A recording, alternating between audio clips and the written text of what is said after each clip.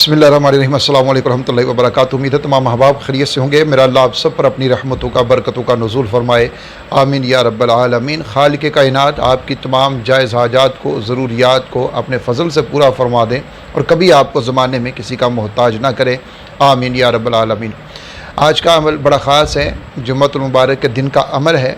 और जुम्मतुल मुबारक वैसे ही एक बाबरकत दिन है कि तमाम दिनों का सरदार ये दिन है और इसके अंदर एक कबूलियत की घड़ी भी होती है।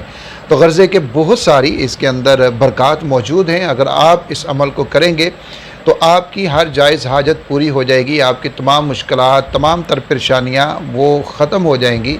चाहे वो कारोबार के लिहाज से हैं, चाहे वो रिश्तों के एतबार से हैं, बीमारियों के लिहाज से हैं, गर्ज़े के कोई भी किसी भी तरह की आपकी परेशानी है, आपकी मुश्किल है, वो सारी की सारी इंशाअल्लाह ताला इस अमल की बरकत से वो ख़त्म हो जाएंगी और ज़िंदगी बड़ी आसान हो जाएगी जो मुश्किलात में गुज़र रही थी। जुम्मतुल मुबारक के दिन दुरूद शरीफ की कसरत कीजिए, इसको कसरत के साथ आप पढ़िए। कौन सा भी दुरूद शरीफ आप पढ़ सकते हैं, लेकिन कसरत के साथ पढ़िए, पूरे एहतमाम के साथ पढ़िए, पूरे खुलूस के साथ पढ़िए और पूरे इश्क में डूब कर पढ़िए। अल्लाह के प्यारे हबीब सल्लल्लाहु अलैहि वसल्लम पर दुरूद पढ़ते रहिए पूरा दिन, जितना आप पढ़ सकते हैं ज़्यादा से ज़्यादा। दुरूद शरीफ पढ़ने के बहुत सारे फ़ज़ाइल हैं, ये एक अमल का जुज़ है जो मैं आपको बता रहा हूँ। पहला काम आपने यही करना है। बहुत सारे फ़ज़ाइल हैं, जैसा कि एक सहाबी ने अर्ज़ किया, रसूलुल्लाह सल्लल्लाहु अलैहि वसल्लम क़यामत में आपके करीब सबसे ज़्यादा कौन होगा? तो आप सल्लल्लाहु अलैहि वसल्लम ने फरमाया कि जो दुनिया में मेरे ऊपर सबसे ज़्यादा दुरूद पढ़ने वाला होगा। इसी तरह दुरूद के बारे में ही आका अलैहिस्सलाम ने यह भी इरशाद फरमाया कि जो मेरे ऊपर एक मरतबा दुरूद पढ़ता है, अल्लाह की 10 रहमतें उसके ऊपर नाजिल होती हैं, उसकी परेशानियाँ ख़त्म होती हैं, उसकी मग़फ़रत होती है, दर्जात उसके जन्नत के अंदर बुलंद हो जाते हैं। जब अल्लाह की रहमत नाजिल होगी, अल्लाह की रहमत उसके ऊपर होगी, 10 रहमतें नाजिल होंगी एक दफ़ा दुरूद पढ़ने के ऊपर, तो फिर ख़ुद सोचिए कि जहाँ रहमत आ जाए खालिक कायनात की, वहाँ परेशानियाँ कैसे रह सकती हैं, वहाँ तकलीफ़ें कैसे रह सकती हैं, वहाँ दुख कैसे रह सकते हैं, वहाँ मुश्किलात कैसे रह सकती हैं। लेकिन जब खुलूस के साथ, पूरी नीयत के साथ और पूरे अदब व एहतराम के साथ दुरूद पढ़ा हो तो अल्लाह की रहमतें नाजिल होती हैं। एक दफ़ा पढ़ेंगे 10 रहमतें नाजिल हो जाएंगी, 10 गुनाह माफ़ हो जाएंगे, 10 दर्जे जन्नत में बुलंद हो जाएंगे।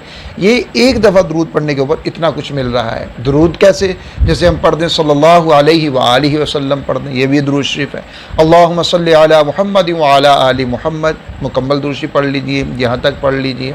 यानी बहुत सारे जो भी दुरूद शरीफ जो हैं वो अहादीस के अंदर मिलते हैं, उनमें से कोई भी दुरूद आप पढ़ सकते हैं। सल्लल्लाहु अलैहि नबील उम्मी आप पढ़ सकते हैं। तो बाहर कैफ जी आप दुरूद शरीफ पढ़िए, उसके ऊपर अजर बहुत बड़ा है। अल्लाह की रहमत नाजिल होती है, जहाँ अल्लाह की रहमत आ जाए वहाँ कोई मुश्किल, वहाँ कोई परेशानी, वहाँ कोई आजमाइश नहीं रहती, ये पक्की बात है। हाँ, हमारा यकीन अल्लाह की ज़ात के ऊपर कामिल होना चाहिए। हमें पता होना चाहिए कि मैंने दुरूद पढ़ा है तो अब अल्लाह की रहमतें नाजिल होना शुरू हो गई हैं, बस ये यकीन होना चाहिए। अगर यकीन नहीं है तो फिर तो आप कोई भी अमल कितना भी करते रहें, आपको वो चीज़, वो तासीर नज़र नहीं आती।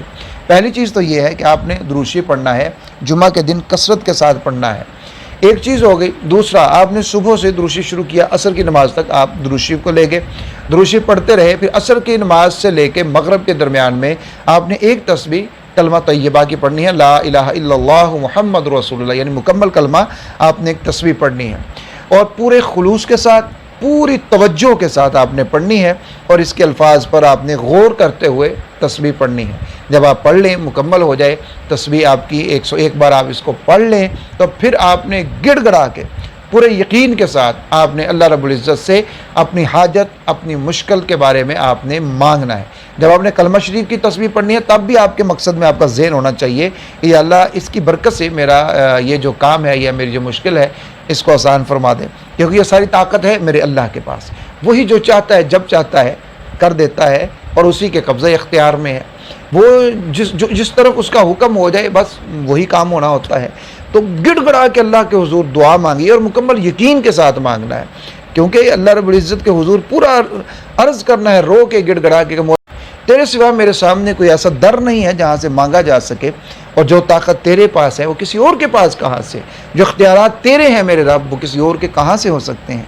सब मखलूक़ात हैं, آپ ہمارے خالق ہیں اور آپ نے ہی ہمیں دینا ہے، ہم نے آپ سے ہی مانگنا ہے، آپ کے در کے منگتے سوالی فقیر ہیں، آپ ہمیں دے دیجئے۔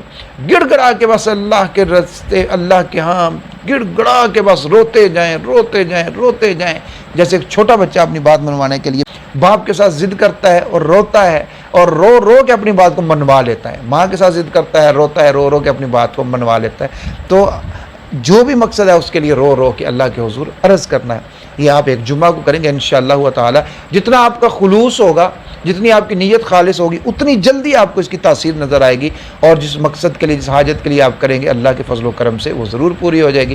آپ اس عمل کو ہر جمعہ کو کریں، اس کو اپنی روٹین بنا لیں، اپنا معمول بنا لیں کہ میں نے ہر جمعہ کو یہ عمل کرنا ہے۔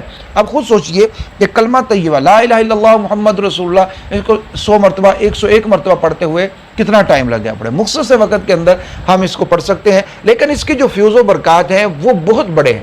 اس لیے اس عمل کو آپ جمعۃ المبارک کے دن ضرور کریں، خواتین بھی کر سکتی ہیں، مرد حضرات بھی کر سکتے ہیں۔ اور ایک بات آخر میں کہ جب آپ نے کسی خاص مقصد کے لیے اس عمل کو کیا ہے تو پھر آخر کے اندر آپ نے صدقہ بھی کرنا ہے۔ صدقہ جو بھی آپ کو طاقت ہے، استطاعت ہے، اس کے لحاظ سے آپ نے صدقہ کر دینا ہے۔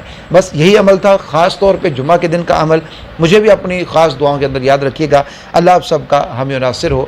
اللہ حافظ۔